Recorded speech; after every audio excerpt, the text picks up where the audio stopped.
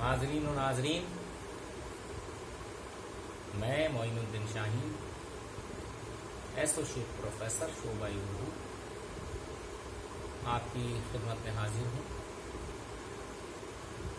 بار بار میں یہ اپنے لیکچر میں بتاتا ہوں کہ میرا تعلق سمراٹ خورشید چوہان گورنمنٹ کالج اجمیر سے۔ میر انیس کے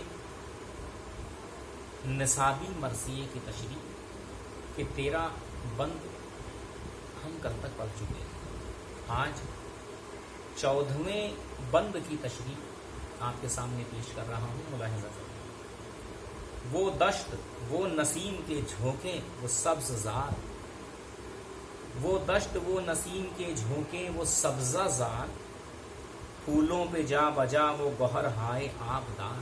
ارے واہ! کل میں نے لیکچر ختم کیا، تب یہ بات کہی تھی آخر میں کہ کسی بھی شاعر کی کامیابی و کامرانی یا اس کی عظمت شاعرانہ کی بنیاد، انحصار، آدھار، بیس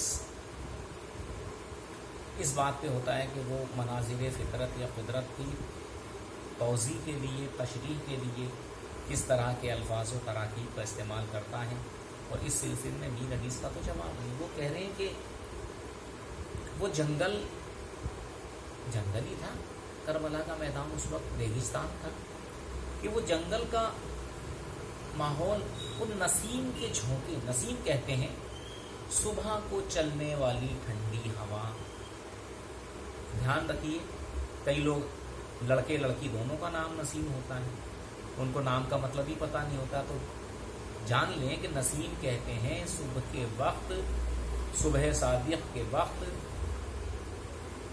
چلنے والی ٹھنڈی ہوا، اس کو نسیم کہتے ہیں۔ کہ ٹھنڈی ٹھنڈی ہوا، اور سبزہ زار کہتے ہیں گھاس کو، کہ دور دور تک ہری ہری گھاس پھیلی ہوئی تھی، اور پھولوں پہ جا بجا، یعنی جگہ جگہ پھولوں پر یہ تھا کہ جو اوس کی بوندیں گرتی تھیں تو ایسا لگتا تھا کہ وہ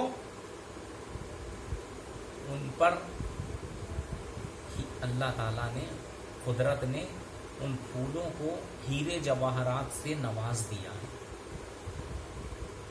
ان پھولوں کی گود کو، ان پھولوں کے کٹوروں کو، انیس نے یہ بھی کہا شبنم نے بھر دیے تھے کٹورے گلاب کے، یہ بھی کہا دوسرے جگہ ہی، تو کہتے ہیں کہ وہ اللہ تعالیٰ نے ان کو ہیرے جواہرات عطا کر دیے۔ صبح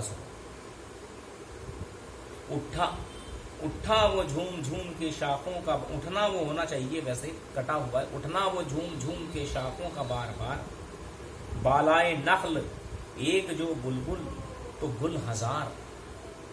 بھئی کل میں نے کہا تھا کہ لفظ شجر کا استعمال ہوا تھا، پیڑ، اور نخل کے معنی بھی کہتے ہیں کہ جب نسیم صبح جھوم کے آتی تھی، تیزی سے ہوا آتی تھی نسیم سحر، تو شاخیں اوپر نیچے ہوتی ہیں۔ مناظر قدرت کا جب ذکر کرتے ہیں تو لیکن یہ کیا کریں انیس کے، نہیں وہ ہوا کی وجہ سے نہیں، وہ عبادت کر رہی ہیں اللہ کی شان۔ اور اوپر، بالا مانے کہتے ہیں اوپر، کسی بھی پیڑ کے درخت پر، شجر پر، نخل پر، ایک طرف تو رنگ برنگے پھول کھلے اور وہاں پہ بلبلیں اللہ تعالیٰ کی حمد و ثنا کر رہی ہیں۔ خواہاں تھے نخل گلشن زہرا جو آب کے، شبنم نے بھر دیے تھے کٹورے گلاب۔ ابھی آ گئی نا بات، شبنم نے بھر دیے تھے کٹورے گلاب کے۔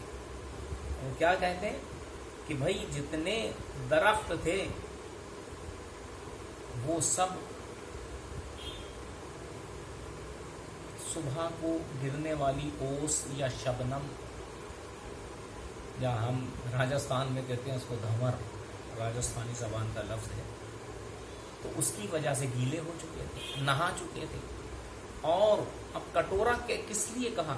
گلاب کا پھول ایسا ہے، بناوٹ ایسی اس کی بناوٹ ہے۔ اب اس میں آ کر جو شبنم کی بوندیں، اوس کی بوندیں آئیں تو اللہ تعالیٰ نے، ایسا لگتا ہے بقول شاعر کہ ان گلاب کے پھولوں میں جو اوس کی بوندیں ہیں، شبنم کے قطرے ہیں، بولے وہ اوس کی بوندیں یا شبنم کے قطرے نہیں، کہاں ہے؟ شبنم نے بھر دیے تھے کٹورے گلاب کے، یعنی وہ کٹورے نما گلاب کے پھول ہیرے جواہرات سے بھرے پڑے تھے. کتنی باریک ان کی دیکھیے کا باریک کتنا مشاہدہ ہے، اور کس طریقے سے میر انیس نے اس کی بات کہی ہے. سبحان اللہ، ماشاء اللہ.